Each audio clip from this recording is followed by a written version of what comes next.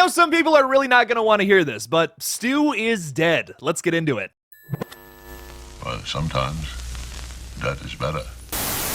Hey everybody, what's up? Killjoy Jake here, and instead of having friends, I have horror movies. Before we get into anything, real quick, I just want to say thank you so much for all the positive comments on Red Right Hand. The movie premieres tomorrow publicly, but if you want to see it right now with the bloopers and the trailers for some of our upcoming projects, you can check that out exclusively on Patreon or becoming a channel member. It's just the ghost face tier. It's only like $3. You can cancel afterwards if you don't care. That's totally fine. But the public version of the movie comes out tomorrow, but once again, doesn't have the bloopers and doesn't have the trailer for our next project. So make sure to check that out because the blooper reel is hilarious and the trailer for Lila looks insane.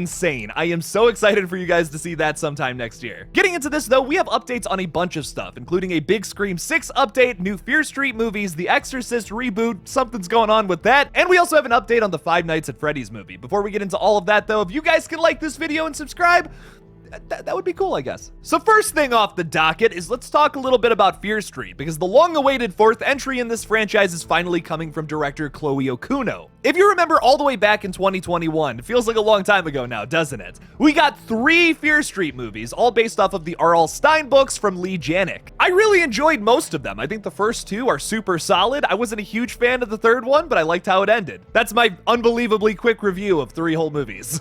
But now we're coming back to Fear Street with a fourth entry from director Chloe Okuno, who did the incredible Storm Drain sequence in VHS 94, as well as this year's Watcher, which was also a really well-executed thriller. I've been a huge fan of Chloe Okuno's for a long time now, for having such versatility in all of her projects. Like, if you go from Storm Drain from VHS 94 and then you bounce over to Watcher, you're gonna see like a style similarity, but they're very, very, very different kinds of flavors. Her short films are also really good. I like this one in particular. I just don't like saying that word, but make sure to check it out because it's a really good short film. But so far, I've been super impressed by everything Chloe has put out, so I cannot wait for this new Fear Street film. And I'm really hoping she gets to do a trilogy very similar to what Lee Janik's whole situation was. So far, there are no plot details confirmed at this time, and only a 4th movie is really confirmed. So all we know is that she's going to be doing at least 1 movie for Netflix sometime in the future. There is a plethora of Fear Street books for them to pull from though, so theoretically, they could just keep making these movies for a long time. And your boy won't be complaining. It feels like a grittier Stranger Things to me, and that's why I really like it personally. I mean, you know, it's Netflix, so I'm not really surprised. Lee Janik's also married to one of the Duffer brothers, so it makes sense. Chloe Okuno's a really interesting writer and director. Like, she kind of sets up her stories very similar in all of her movies, but they all feel very different and deal with very different monsters. So I'm excited to see what she brings to the table with a Fear Street movie. It has me very intrigued. We unfortunately have some bad news about the Exorcist reboot. It has halted production due to a health issue. Leslie Odom Jr., who plays the excellent Aaron Burr, sir, in that Hamilton musical. Yeah, I can't do it that well. I tried my best. The guy has unfortunately fallen ill, and they've halted production for the new movie that's slated to come out in October of next year. Production will pick up sometime in January though, and hopefully he feels better. I'm really wishing him all the best. To kind of give you my current thoughts on the new Exorcist movie, I still have a lot of mixed feelings about it. And no, it's not because I didn't like Halloween Ends. It's mostly because I just don't know if this team's flavor will translate very well into The Exorcist. Like, I think it worked really well with both Halloween 2018 and Halloween Kills.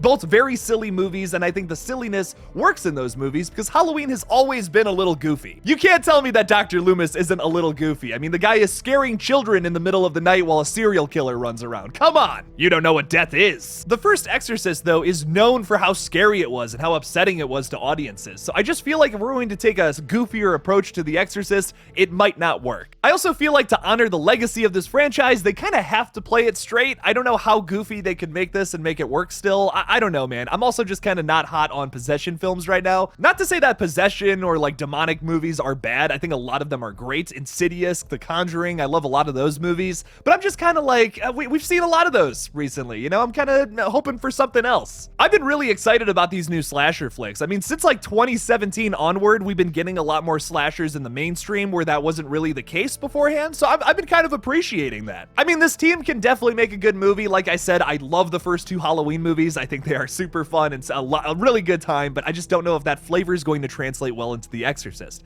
I'm staying open-minded until October though, and hopefully this thing is good. I am rooting for it though. All right, let's get into the bad news because we got some stuff to talk about with Scream 6. There's really only two big things to talk about. I know that like a lot of people are speculating that Emma Roberts is in the teaser trailer. I don't know. Yeah, that lady does kind of look like her, but I feel like they wouldn't have put that in the teaser trailer if she was doing like a little cameo appearance. But hey, what do I know? I would love a little Emma Roberts cameo. That would be funny. Very similar to Matthew Lillard's in Scream 2. Chad Villella, one of the members of Radio Silence and a producer on the new Scream film, had spoken recently about Neve Campbell's absence in the new Scream film. When asked if they were worried about continuing the franchise without Campbell, Villella said, "I wouldn't say worried, but we are massive fans of Neve Campbell and what Sidney Prescott is in the Scream universe. Everything we did on 5 was because we were fans of hers for years and years and years in the Scream legacy, so I think that worried is not the right word. We played the hand that we were dealt, and we're very, very proud of that movie that we made, and the way that entire cast bonded and came together on this new one, and keeping that family element alive was very important to us." Matt and Tyler were quick to add, however, that there is always an opportunity for Campbell to return to the franchise, but that they enjoyed exploring the new characters at the heart of the story. Just to reiterate my thoughts on the whole Neve Campbell situation, I think it really sucks that they wouldn't pay her enough to be in this. I mean, this is like a huge franchise and they're not going to pay the star what she's worth. That sucks balls. In that same breath though, I've never really been a big fan of how requels are set up. Like, you're essentially making an old school movie with like the old cast members and a brand new take on the franchise at the same time. You're making two movies and you're trying to mesh them together. It rarely works, and I think Scream 5 just barely made it work. Moving forward with the franchise though, I'm really excited to see Scream 6 be much more of a straightforward Scream movie with just a bunch of new elements added to it. Scream 5 had a very long to-do list, and I feel like that really bogs down a lot of scenes that could have been a little more straightforward that had to be way more complex. That's probably the biggest issue I had with the last film, but even with all that being said, it still ended up being really good and very surprising at times. I think because the storyline of Scream 6 is going to be a lot more simple, at least I'm theorizing that at this time. You know, I haven't seen it, I'm not looking up spoilers or anything. We don't do spoilers around here. I really think that is going to serve the story, and we're going to get a better movie in 6 than what we got in 5. Not to say that 5 was bad. Once again, I liked Scream 2022, but it's not my favorite sequel now. All right, now let's get into some more controversial news, because oh my god, Kevin Williamson just confirmed that Stu is in fact dead. Speaking with Collider, Kevin Williamson confirmed that Stu is dead, saying, "No, he's dead. I think that started because of the college scene, that frat party scene, because he's standing in the background. He just came to visit the set that night." All right, listen, I already know what people are gonna say. They're saying this is a big misdirection. Kevin Williamson's trying to pull the wool over our eyes.